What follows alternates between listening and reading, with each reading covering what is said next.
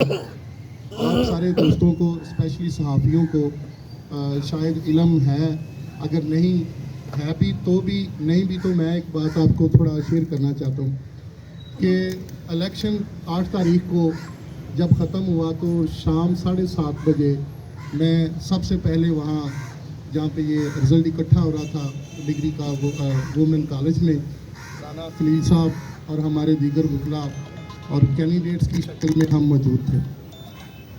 ये जब फॉर्म 45, इसका तरीक़ाकार ये था कि बाहर से प्रिजाइडिंग ऑफिसर्स अपना पूरा रिकॉर्ड लेके आते थे, वो थैले जमा करवाते थे और फॉर्म 45 जो था वो जमा करवाते थे।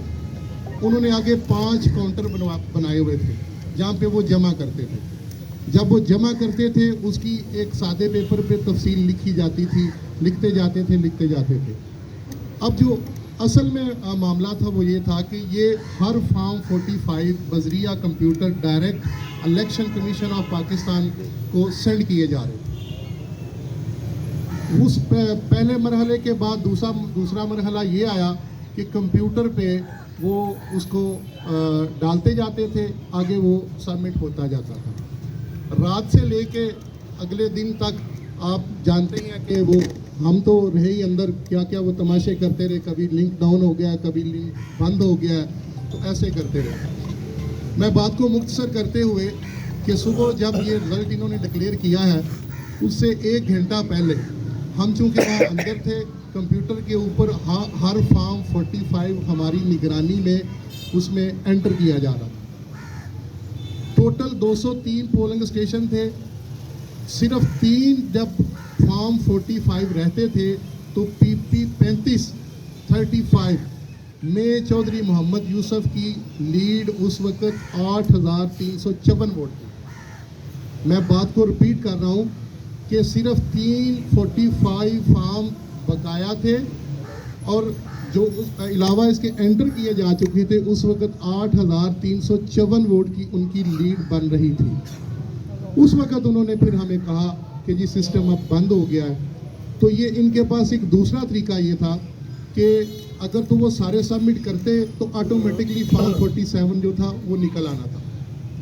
दूसरा तरीका इनके पास ये था कि उसको जब ये बंद करते हैं तो मैनुअल रिजल्ट तैयार करते हैं। अब जो मैनुअल रिजल्ट तैयार किया इन्होंने वो भी कंप्यूटर से निकला। ये खुद साख्ता ये 11-1200 की जो इन्होंने लीड बनाई है, उस वक्त उस रिकॉर्ड के मुताबिक जो हमारी आंखों के सामने हमने जान अल्लाह को देनी है, अल्लाह के हाँ भी ये गवाही देंगे, माशरे में कहीं हमसे कुछ पूछा जाएगा तो हम हक सच की आवाज़ जो है वो आपके सामने बयान कर रहे हैं। उसके मुताबिक ये उस वक्त इन्होंने मैनुअल रिज़ल्ट जारी किया जिसमें नून लीग के कैंडिडेट को जो है वो इन्होंने जितवा दिया।